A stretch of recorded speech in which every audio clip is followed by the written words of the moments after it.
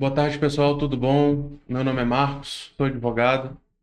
Estamos aqui em mais um grande encontro da advocacia do nosso diretor, Dr. Laísson Bueno. Nos encaminhou aqui a advogada doutora Amanda Rezende. Se quiser deixar suas redes sociais, seus contatos. Olá, meu nome é Amanda Rezende, sou advogada em Direito da Saúde. Agradeço ao Dr. Marcos e ao Dr. Laísson Bueno pelo convite. Pode falar, sua... A minha rede social é @advocaciars no Instagram e Amanda Rezende, advogada da saúde no Facebook. Tá bom. Então, para o pessoal de casa entender como é que começou essa jornada aí na advocacia, no direito, foi de criança, você ia fazer outra coisa e resolveu fazer direito, como é que é? Não, eu sempre quis estudar direito Certo. e, a princípio, o foco era concurso público. Eu sonhava em ser procuradora Uhum. da República, mas aconteceu a advocacia, né? Eu sei. Em 2012 eu terminei meu curso na Universidade de Brasília, no CEUB, e em 2014 eu já virei advogada e comecei com a saga, né, da advogada generalista, a Sei. cível, aí fui para a advocacia trabalhista, até descobrir o direito da saúde, que virou minha paixão. Desde então atuando, desde Então, 2021, especialista nessa área. estamos especializados, é o seu nicho, sabe É, tudo. mas é aquela coisa do estudo constante. Uhum. Bom, separei umas perguntas aqui.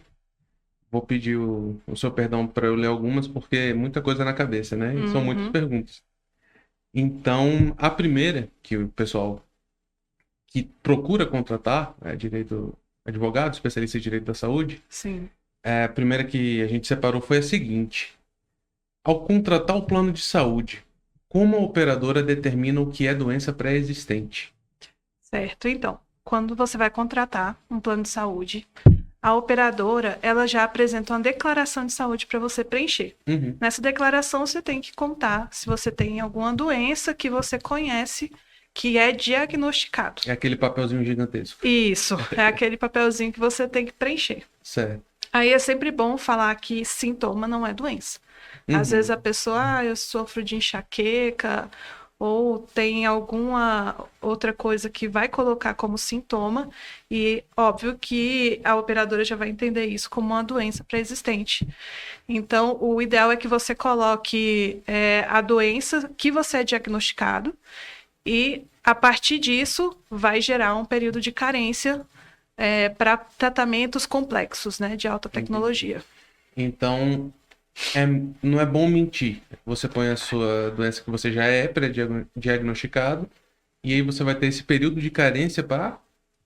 Para procedimentos de alta complexidade ou de tecnologia bem avançada. Mas geralmente eu recomendo que não minta, Uhum. né? O único caso, por exemplo, em planos de saúde individuais, que você pode ter o plano cancelado é por fraude. E quando a fraude geralmente é você mentir ou omitir na declaração de saúde, quando você tem conhecimento de uma doença e aí você não declara, com medo do plano de saúde não aceitar a contratação, que é Uhum. ilegal. E nesses casos é bom você deixar tudo claro, né? Uhum. Todas as doenças que você tem a diagnóstico. E caso tenha alguma doença, só em procedimentos de alta complexidade que você vai ter 2 anos de carência. Entendi. Tinham me falado que era responsabilidade do plano de saúde, e agora é uma dúvida minha, porque eu já vi isso, né? Uhum. É, responsabilidade do plano de saúde, digamos, fornecer um médico para fazer o diagnóstico. Isso é inventado? É coisa do Não, Instagram? realmente o risco é do plano de saúde. Quando ele aceita a sua contratação, você vai fazer e ele pode oferecer que você passe por um médico Uhum. da própria casa, que ele arque com todas as despesas para fazer essa perícia. Mas tem que seguir esse rito, que não pode ser nada. Ah, ele tem sintoma de tal doença, então vamos colocar aqui que ele pode ter essa doença e Entendi. cumprir 2 anos de carência. Entendi. Bom, nossa segunda pergunta, já nessa questão de carência de plano de saúde, nesses casos, existem prazos de carência pré-determinados? É possível utilizar o plano de saúde antes disso? Então, existem os prazos, e esses prazos são parto 300 dias, Corridos ou corridos. se fosse da. Não, aí é realmente. Mas se você pensar, por exemplo, uma mulher, o tempo de gestação são 280 dias, né? Sim, Então, se ela contratar o plano assim que ela estiver grávida, ela não vai ter o custeio do parto. é melhor esperar um pouco, né? É melhor esperar um pouco. Então, Ou, se for um caso de emergência, que aí é outro prazo, são 24 horas a partir da contratação. Mas casos de urgência e emergência. E os demais casos, né, eles são 180 dias. E tem o caso lá das doenças pré-existentes, que são 24 meses. hum, Então, sim, pode utilizar, por exemplo, a pessoa contratou ontem o plano. Hoje ela está com dor na barriga, que justifica que foi diagnosticado como apendicite. Tem que fazer certo. na hora, é urgência. Então, nesse caso, ela já tem direito e o plano tem que arcar. Pergunta minha agora, que surgiu Hum, uma dúvida. Se eu declarei uma doença pré-existente e o plano recusou, o que que eu faço? Então, o plano não pode recusar.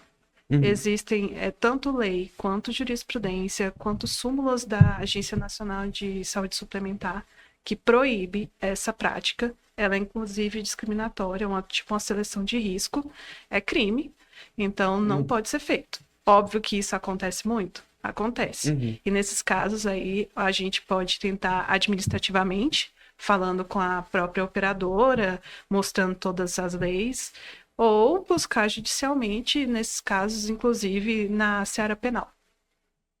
Interessante. Isso aí realmente o pessoal não sabe, né? Não, não.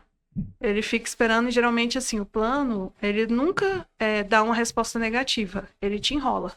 Hum, Ele fica falando que tem perícias e mais perícias, só que não justifica esse atraso na contratação. E geralmente isso acontece muito com a comunidade autista, né? uhum, Quando se o pai declara que o filho é autista, o plano tende a não aceitar, vai enrolando, não dá resposta e não aceita a contratação. Aí vai omitindo, né? Mas aí, às vezes, o pai vai e tenta contratar o plano sem colocar na declaração de saúde que a criança é autista e o plano aceita. uhum. Aí, nesse caso, é quase uma prova contra. Só que, óbvio, que a gente não recomenda essa mentira, Sim, né? sim, sim. Mas isso é uma prova que tem mostrado muito que o plano de saúde está agindo de má fé, fazendo uma seleção de risco, que é uma prática totalmente abusiva.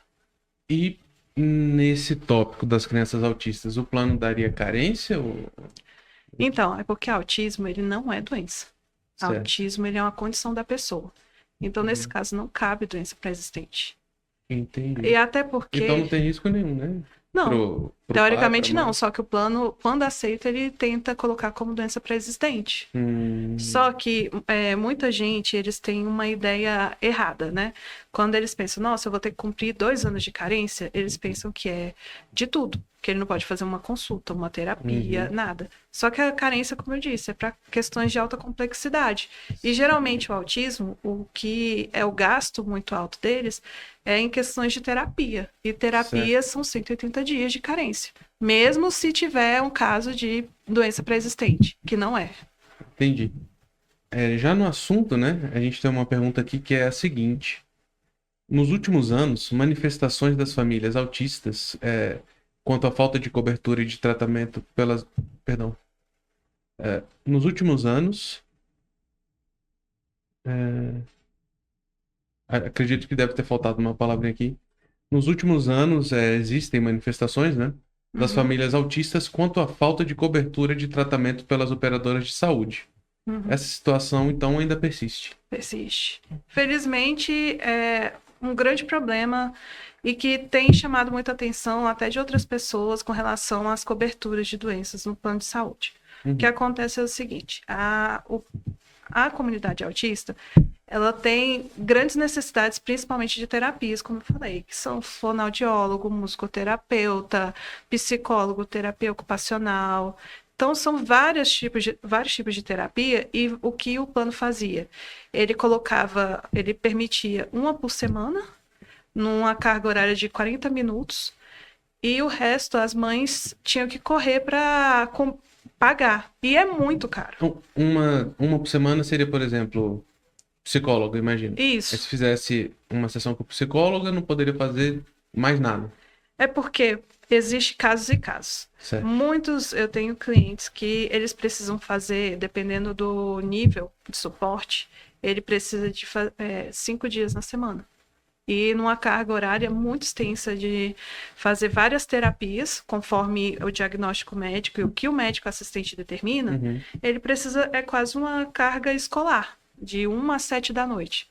Só que Entendi. aí o plano de saúde normal, para qualquer pessoa, o que que ele permite? Uma sessão de psicoterapia por semana, ou de fonoaudiólogo por semana. Uhum. E às vezes a criança precisa, até pela janela de neuroplasticidade dela, que essa terapia ela seja intensiva, até para preparar a criança para a vida. Então, o plano não arcava com essas terapias, os pais não tinham condição e a criança saía em falta e muito prejudicada. Aí, óbvio que vários pais de crianças autistas se uniram em busca desse direito. E até aconteceu todo o episódio do rol da ANS, que muita gente não fazia ideia do que era e passou a ser debatido por todos em 2022 e 2023, que era a questão de, e agora? O rol é taxativo, é exemplificativo, e principalmente por causa dessas famílias que começaram a pedir, a buscar os direitos, essa cobertura pelo plano de saúde. Até porque você paga caro, né? Por um plano de saúde, você precisa pelo menos desse retorno, né? E acontece que, desculpa, tô com sinusite e a voz está falhando. E as famílias, elas foram em busca desses tratamentos. A ANS ela estava mais voltada a limitar, né, determinar que o rol seria taxativo, que só poderia ser o que estava na resolução da ANS, enquanto que tinha jurisprudência que entendia que não, era exemplificativo, que as operadoras de plano de saúde elas correm um risco ao assumir essa prestação de serviço, né, de tratar a saúde. É o risco do negócio. Só que esse é um caso muito complexo, né? Porque realmente gastos enormes, só que faz parte, né? Não podemos deixar prejudicar a pessoa, é um direito à vida, à dignidade dela. Então, hoje, melhorou muito. Hoje, a ANS, até para reduzir essa briga, né, dos pais, eles liberaram todas, colocaram como ilimitadas todas essas terapias. Só que ainda assim persiste algumas recusas, algumas limitações. Às vezes os planos de saúde eles não pagam as clínicas credenciadas e elas cortam a prestação de serviço. Então ainda tem muito problema nessa área, por isso que geralmente essas famílias estão sempre em busca de um advogado para ajudar nessa área. E o papai, a mamãe, né, o responsável que estiver passando por isso, qual a expectativa dele ao contratar um advogado? Então, geralmente eles sabem muito, às vezes sabe mais que o advogado, até por entender a questão da saúde, a questão do tempo, os prazos. Geralmente, um pai, a gente sempre busca, né, a tutela de urgência, que é conseguir em 24 horas, 48 horas, que as operadoras custeiem o tratamento, porque tudo varia. Antes eles falavam que a terapia ABA, que é a principal terapia para essas crianças, ela não tinha base científica. Já foi comprovado. As operadoras. As operadoras. Já está mais que comprovado que tem. Certo. Então, hoje eles são mais abertos, só que, óbvio, evolui. E aparecem novos métodos. E aí eles começam a negar. Então, é nesses momentos que a gente entra também para fazer valer esse direito dos E a liminar, clientes. tá saindo a tutela de urgência? Tá. Nessa parte dos autistas está saindo, até porque eu acho que nenhum juiz ele quer esse problema nas mãos, né? Realmente é provado que a gente tem que correr contra o tempo. Como eu disse, existe essa janela da neuroplasticidade. E quanto mais tempo perder, pior para a criança, pior para ela se adequar ao mundo hoje. Entendi. E continuando o processo, a expectativa é que a liminar seja confirmada ou A expectativa... tá tendo uma reversão? Sim, a maior parte das causas elas estão sendo confirmadas. Até hoje eu não peguei nenhuma que não foi.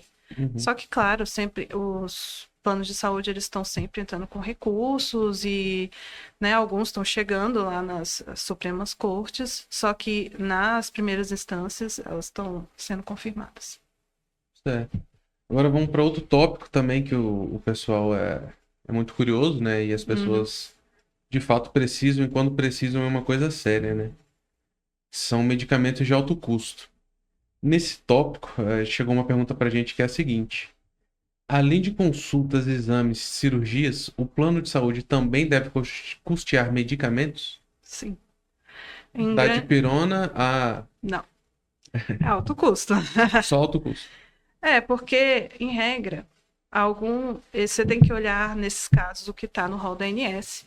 E o que não está no rol da ANS, o chamado off-label, a gente tem que ver as evidências científicas e se esses medicamentos eles foram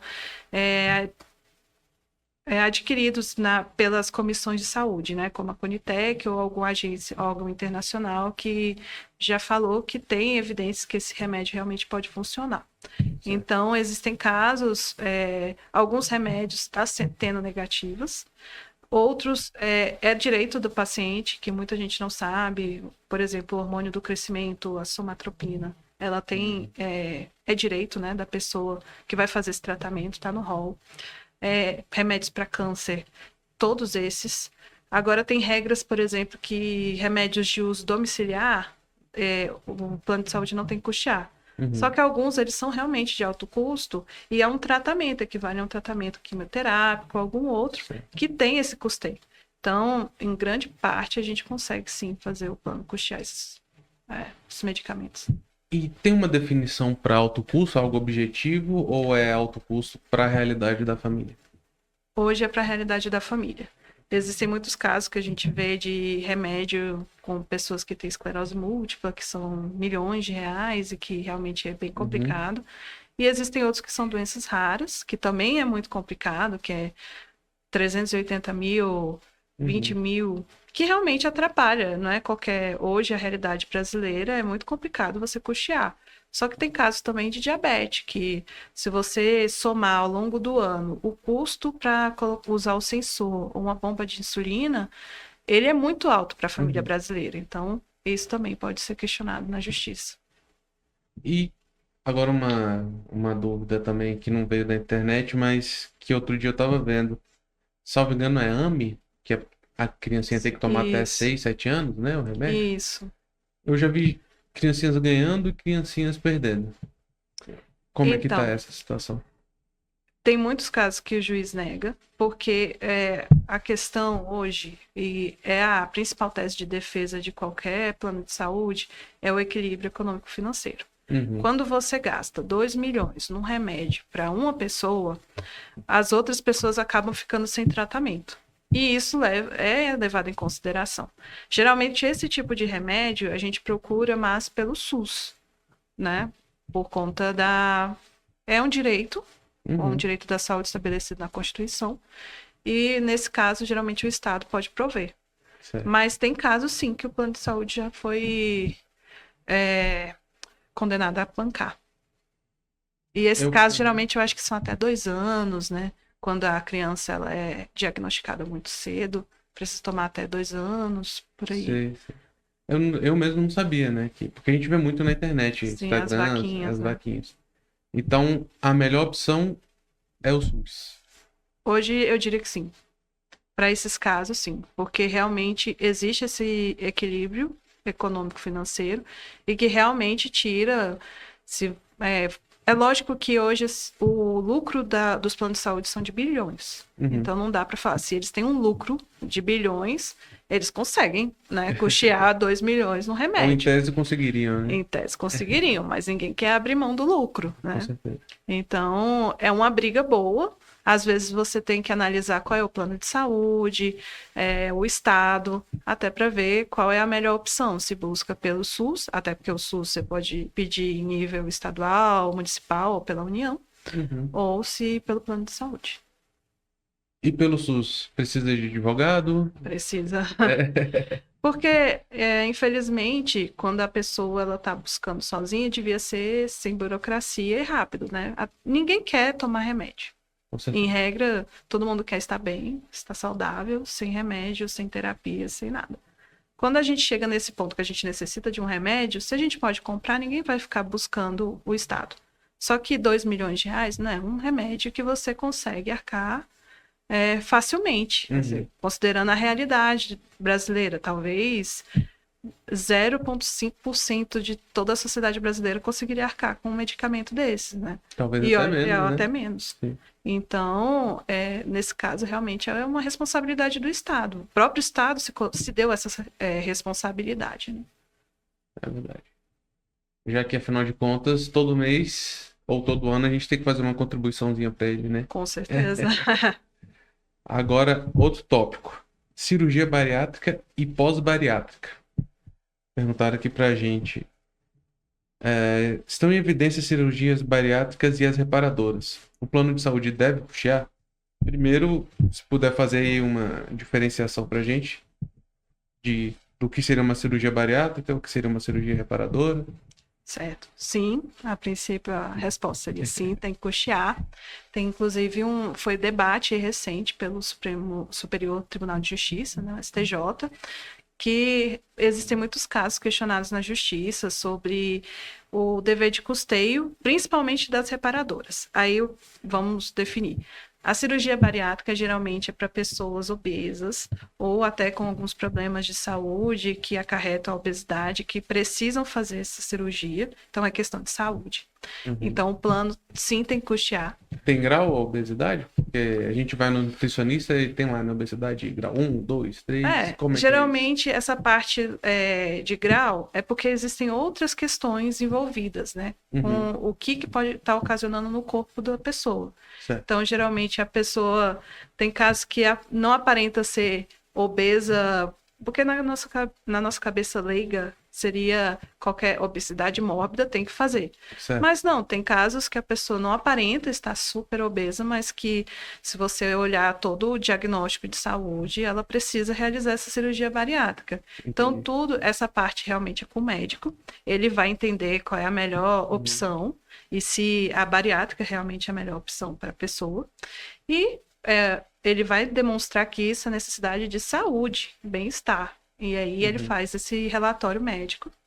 E, geralmente, os planos de saúde, em sua maioria, eles estão aceitando custear a bariátrica. O grande problema está sendo as reparadoras. O que são as reparadoras? Geralmente, a pessoa obesa fez a bariátrica, ela emagrece muito.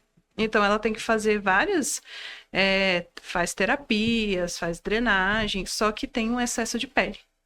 E aí, esse excesso de pele, ela tem que fazer uma lipo, às vezes reconstruir a mama, por causa de tá sobrando muita gordura, muita pele, né? Uhum. Gordura não, pele, perdão. E aí, nesses casos, quando ela vai pedir autorização do plano para realizar essa cirurgia, o plano nega, falando que essa é uma cirurgia estética. E, em regra, o plano não tem que cobrir cirurgia estética, a não ser que esteja no contrato, que é muito raro, eu nunca vi. Uhum. Então, o que acontece? O plano de saúde, ele nega essa cirurgia reparadora, fala que é dever da pessoa, se ela quer fazer uma cirurgia estética, ela tem que arcar. Só que em muitos casos, isso é questão de saúde, Uhum. porque cria assaduras, acaba com a autoestima, tem vários outros problemas de saúde que geram esse excesso de pele. E aí essa sempre foi a briga na justiça de muitas pessoas que fizeram a bariátrica e procuram um advogado especialista exatamente para buscar o custeio pelo plano de saúde da cirurgia reparadora. E tá conseguindo Tá conseguindo? eliminar? Também. Tá bom. Agora uma questão. Quem é que prova que é estética ou não? É a pessoa que procura o autor, né? Pedindo pro Uhum. plano, ou o plano vai ter uma obrigação de provar perante o juízo que, olha, isso aqui é estético, porque isso, aquilo, outro, como é? Então, nesse Ou cada caso, um vai. não, nesse caso, tirando a exceção seriam planos de autogestão, a gente está falando do beneficiário de plano de saúde como consumidor. Então, sabemos que, óbvio, que os advogados eles produzem todas as provas possíveis, mas o ônus da prova é do plano de saúde, né? Certo. E o que acontece o meio de prova do advogado é mostrar o relatório médico. o médico, o assistente, ele é a melhor pessoa para falar se é um caso de saúde ou se é um caso estético. E aí ele vai demonstrar no seu relatório. Geralmente a gente pede que seja um relatório muito bem embasado, fundamentado, mostrando os problemas que acarretam esse excesso, para demonstrar para o juiz que é leigo na questão de saúde, que a pessoa necessita, ela não está querendo ficar só bonitinha, ela precisa realmente da cirurgia. Afeta também a própria imagem que a pessoa tem de si, né? Isso. A parte, e que também é saúde, né? Não Sim, pode sim. esquecer. Agora, uma pergunta aqui que eu estava notando seu conhecimento da saúde em si, né? Além Aham. do direito. Tem que ler livro de medicina? Como é? Ou você vai aprendendo nos próprios livros de direito da saúde? Não, os direitos da saúde, eles são mais técnicos e são muito poucos. Uhum, Nesses casos, a cada doença a gente vai aprendendo, né? Porque se eu tenho que fazer uma petição para falar, olha, o meu cliente ele precisa de uma cirurgia porque ele tem câncer no fígado. Eu tenho que saber o que se trata o procedimento que eu estou pedindo e quais as condições da pessoa e o que acarreta a demora no tratamento. E ainda tem que saber explicar para quem não E sabe, tem que né? saber explicar. Então, é um trabalho em equipe, né?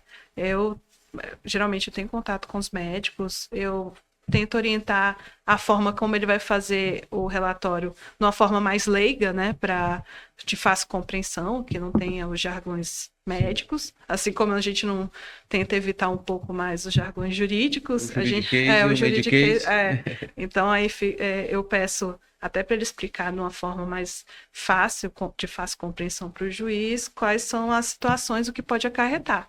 Mas, nesses casos também, a gente tem que ler estudos científicos, sempre para embasar melhor a nossa petição, né? É um Nosso trabalho caso. complexo, né? Com certeza. Totalmente. Não é uma simples execução de título extrajudicial, né? Não, não, essa parte. Se bem que pode ser complexa também, né? Não, Tudo, sim, com tudo. certeza. Essa é fora da nossa área, né? Sim. Acaba que eu tô aprendendo bastante. Eu não lembro nem se tinha matéria disso, se Não, tem matéria. não. Até hoje não tem, né? Olha, eu já vi em alguns cursos, hoje, até pelo aumento das demandas, ter um curso de pós-graduação. Agora, na época de faculdade, não tinha. Bom, mas vamos agora voltar, né, para as perguntas do pessoal. Em matéria de reajuste, que esse eu sei que todo ano. É todo ano? Todo, Todo ano dá problema, né? todo. Inclusive a pergunta está aqui nesse sentido. Todo ano as mensalidades são reajustadas, aumentando muito o valor. Quais os critérios para realizar este aumento e como saber se é possível questionar o valor? Então, essa é a dor da pessoa anual, né? Ah, E às vezes com ela certeza. pode acontecer 2 vezes ao ano ainda. É mesmo? Porque o reajuste, ele pode ser anual e existe o reajuste de faixa etária, né? Com 10 faixas etárias.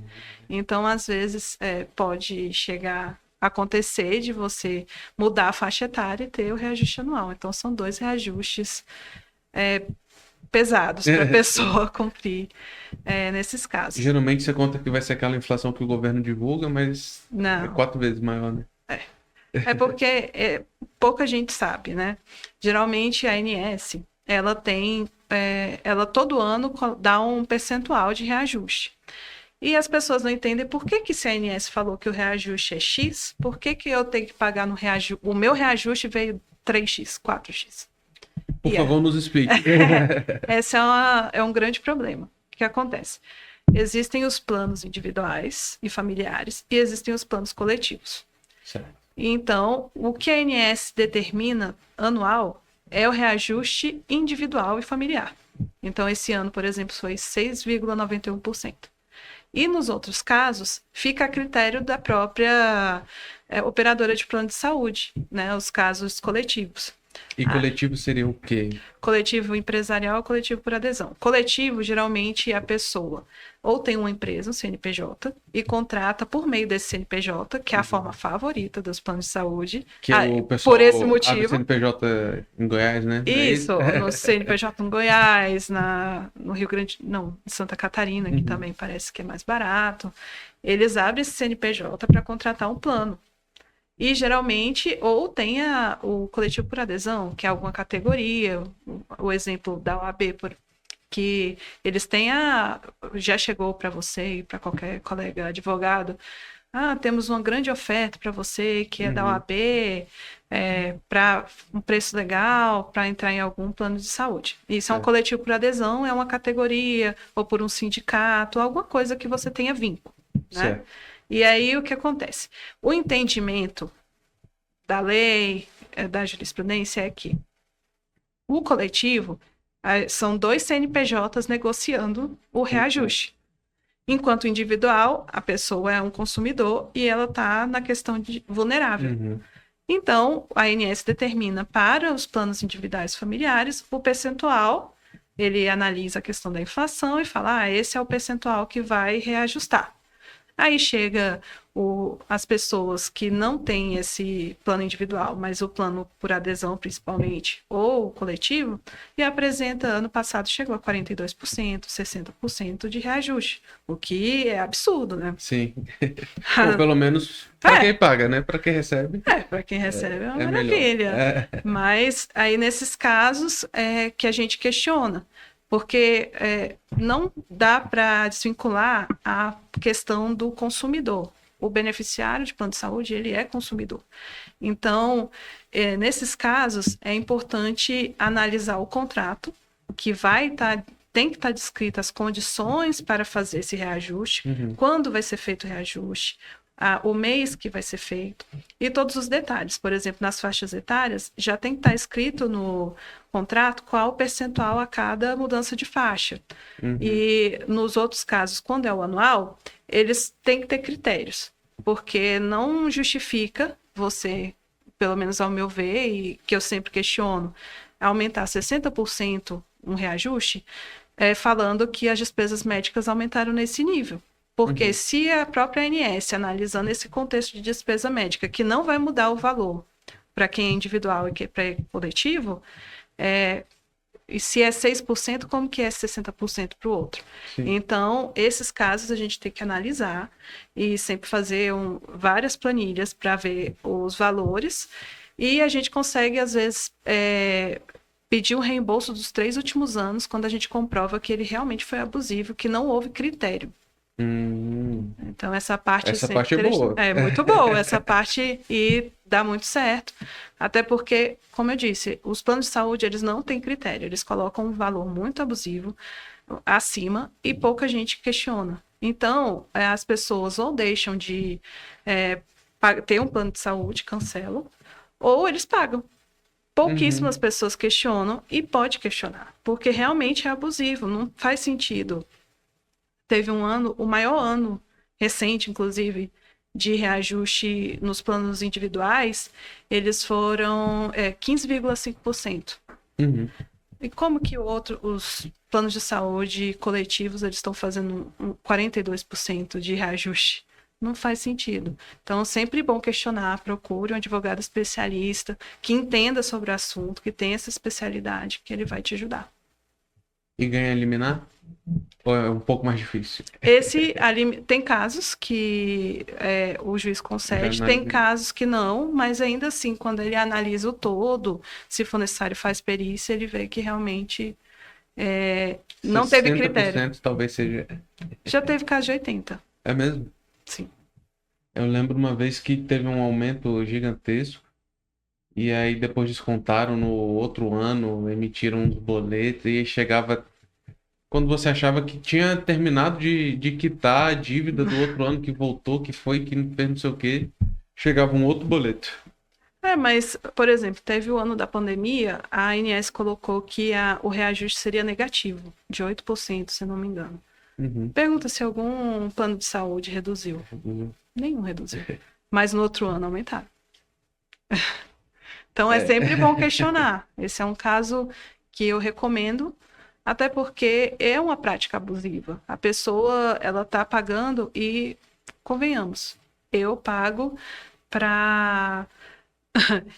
o plano de saúde para não usar. Ele é um seguro, né? No caso de precisar, até pelos custos de um tratamento de saúde. E todo mundo é assim. Só que tem casos que, infelizmente, a gente precisa usar. Então, é um risco, né? Mas também não pode ser um risco todo em cima do consumidor. Agora, vamos aqui porque tem muita pergunta e o nosso tempo já não é mesmo. Sobre descredenciamento. Recentemente, um plano de saúde descredenciou vários hospitais aqui no Distrito Federal, reduzindo consideravelmente o número de hospitais que aceitam esse plano. Agiu de forma correta? Não. O que acontece? Ele pode descredenciar, mas ele tem que avisar com 30 dias de antecedência todos os seus credenciados e os seus beneficiários.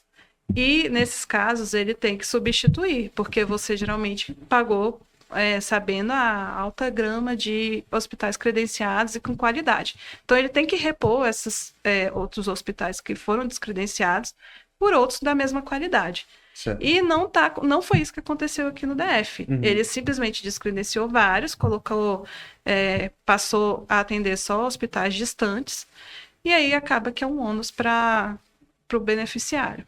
Essa prática é abusiva. E aí um bom advogado consegue fazer o quê?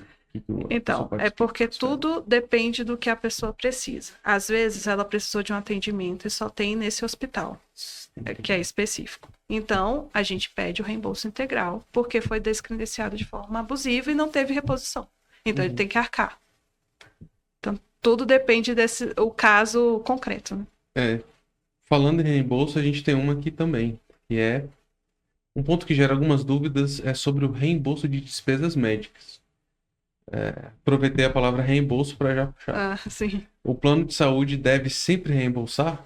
Quais as regras nesse caso? Primeiro ponto, tem que constar em contrato que o reembolso pode ser feito, né, pelo plano de saúde. E aí, os casos de reembolso são: você pode optar por um médico credenciado ou um médico da sua confiança que não é credenciado. Uhum. Se existe um médico da mesma especialidade, então você só pode pedir um reembolso de acordo com os critérios do contrato de plano de saúde. Geralmente existe um valor que o plano de saúde paga para o médico credenciado. Aí você pode pedir a devolução desse valor para a consulta que você fez. E nos casos que não tem essa opção na rede credenciada e a doença é coberta pelo plano de saúde, então você tem direito ao reembolso integral.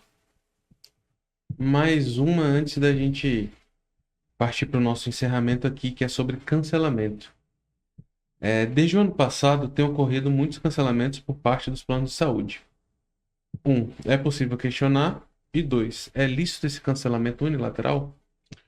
Depende dos casos. O cancelamento unilateral, por exemplo, nos planos individuais, não pode, a não ser que tenha fraude ou atraso no pagamento. E nos outros casos, temos, nos casos de plano de saúde coletivo, né? Uhum. Pode ser cancelado, mas tem que seguir algumas regras. Deles o plano de saúde tem que ter pelo menos 12 meses ativo, tem que ter um aviso prévio, né, dos casos, tem que avisar. E o que está acontecendo? Os planos de saúde, eles não estão avisando. A pessoa do nada está recebendo com 5 dias, 30 dias, olha, seu plano está sendo cancelado, aqui está a carta de portabilidade. E o aviso prévio ele tem que ser de 60 dias, pelo menos. E o que não está acontecendo. E outro detalhe, o plano não pode ser cancelado quando tem tratamento. A pessoa está internada ou ela está tratando alguma doença. Ele não pode ser cancelado. Que acho que geralmente acontece muito. Né? É o que mais acontece, porque essa leva de cancelamento que aconteceu no início desse ano, até o meio desse ano, foi por conta disso. Geralmente pessoas idosas, autistas, pessoas que usam muito plano, tiveram seu plano cancelado. E geralmente essas pessoas estão em tratamento. Ou simplesmente elas estão numa condição de hipervulnerabilidade que elas não conseguem nem contratar outro plano, porque o plano enrola e elas não podem ficar sem. E eles não seguem os trâmites. Então, esses casos a gente tem questionado na justiça e tem logrado êxito. Bacana. E para a gente encerrar, então, uma pergunta para os nossos colegas advogados que estão vendo. Vale a pena a jornada no direito da saúde? É muito árdua? Não recomenda para ninguém? Recomenda para todo mundo? Como é que é? Eu sou apaixonada por essa área. Mas ela é árdua. tortuosa ou é retilínea? Todos têm os seus Altos e baixos, altos e né? baixos. Só que é muito bom, porque, queira ou não, esse é uma área que a gente ajuda as pessoas, né? A gente defende a vida diretamente quando a gente busca o tratamento de saúde da melhor forma. Então, é uma jornada que eu entrei há 4 anos. Uhum. E eu posso dizer que eu sou apaixonada por essa área, não me vejo saindo mais dela. É um momento de estudo constante, porque está sempre mudando, sempre atualizando. Fora os casos de aprender sobre doenças novas e algo que é um pouco fora da minha área, mas que vale super a pena. E aonde que a gente acha mesmo Vossa Excelência? No Instagram, no Facebook, no WhatsApp? Então, tem o meu Instagram, @advocaciaars. Você me encontra no link da bio, tem lá meus contatos. Uhum. E precisando, qualquer dúvida, pode entrar lá e mandar uma mensagem. Tá ok. Então, pessoal, agradecer de novo a oportunidade que o nosso diretor, Dr. Laíson Bueno, nos deu. Sim. Eu mesmo tirei muitas dúvidas. Depois eu vou ver quanto fica a consultoria com Vossa Excelência, porque não vai sair barato, né? Eu que agradeço o convite por estar falando dessa área tão gostosa. Se quiser falar, fazer algum encerramento, dar uma dica aí pro pessoal, ou se quiser só dar um tchau. Gente, eu agradeço a oportunidade pela conversa, foi muito boa. E digo, como dica para quem tem plano de saúde ou até precisa de algo no SUS, não deixe de buscar os seus direitos, a sua vida é o mais importante, a sua saúde para uma qualidade de vida. Busque os seus direitos, procure especialistas nessa área, que tem vários, e seja feliz. Obrigada, Não viu, tenha pela sua medo de procurar seus oportunidade. direitos, né? Não tenha medo. Isso. Então tá bom, pessoal. Por hoje, como diz o ditado, é só. Muito obrigado, até a próxima.